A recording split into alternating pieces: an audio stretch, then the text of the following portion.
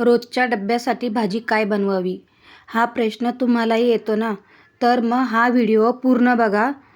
नमस्कार, स्वागत आहे तुमचं माझ्या यूट्यूब चॅनलमध्ये.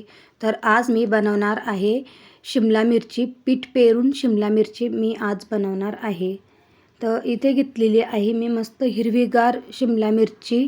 तर चला आपण रेसिपीला सुरुवात करूया. मी शिमला मिरची व्यवस्थित धुवून आणि कोरडी करून घेतलेली आहे. तर कापताना शिमला मिरची मी सर्व बिया बाजूला काढून ठेवलेल्या आहेत.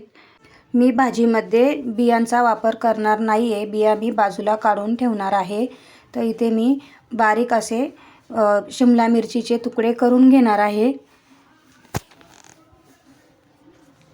शिमला मिरचीमधल्या बिया काढून टाकायच्या. हे बघा, असे मी काढून टाकलेले आहे. असा गुच्छाचे गुच्छ बियांचा निघतो.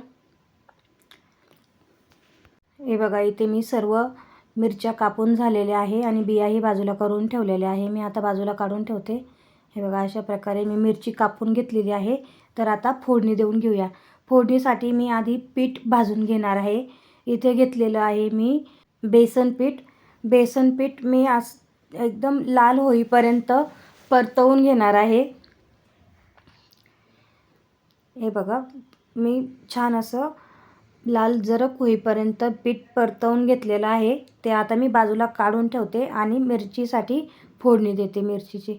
तर इथे मी घेतलेलं आहे तेल. त्यामध्ये जिरं घेतलेलं आहे, फोडणी देण्यासाठी जिरं टाकून घेतलेलं आहे. त्यानंतर लसूण कुटून घेतलेला आहे मी. कुटलेल्या लसणाची चव छान लागते, त्यामुळे मी नेहमी कुटूनच घेते लसूण. त्यानंतर घेतलेली आहे लाल मिरची, थोडी हळद मिक्स करून घ्यायची, थोडा वेळ तळू द्यायची. त्यानंतर कमी गॅस ठेवायचा. त्यानंतर मी यामध्ये मिरची टाकून घेणार आहे शिमला. हे बघा, ती तेलामध्ये चांगली परतवून घ्यायची.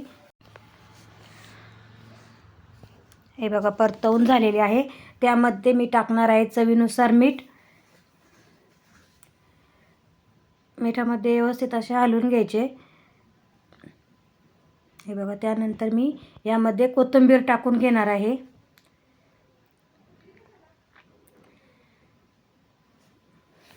कोथिंबीरीने चव छान येते कोणत्याही भाजीला.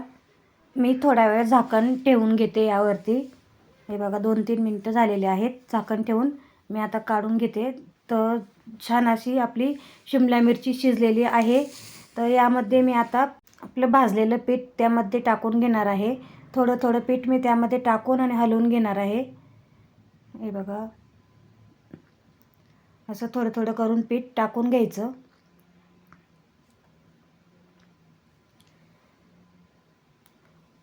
पीठ व्यवस्थित मिक्स करून घ्यायचं. त्यानंतर थोडा वेळ झाकण ठेवून द्यायचं त्याच्यावरती आणि 1 ते 2 मिनिट शिजू द्यायचं. हे बघा, छान अशी मिरची दिसत आहे. त्यावरती झाकण ठेवून घेते मी आता. हे बघा, आपली मिरची तयार झालेली आहे.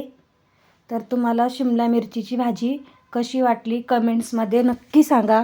व्हिडिओला लाईक, सबस्क्राईब करा, बेल आयकॉनला क्लिक करा, म्हणजे पुढचे व्हिडिओ माझे तुम्हाला बघायला भेटतील. अशाच नवनवीन रेसिपीसाठी सबस्क्राईब करून ठेवा. शिमला मिरचीची पीठ पेरून भाजी कशी वाटली तुम्हाला कमेंट्समध्ये नक्की सांगा.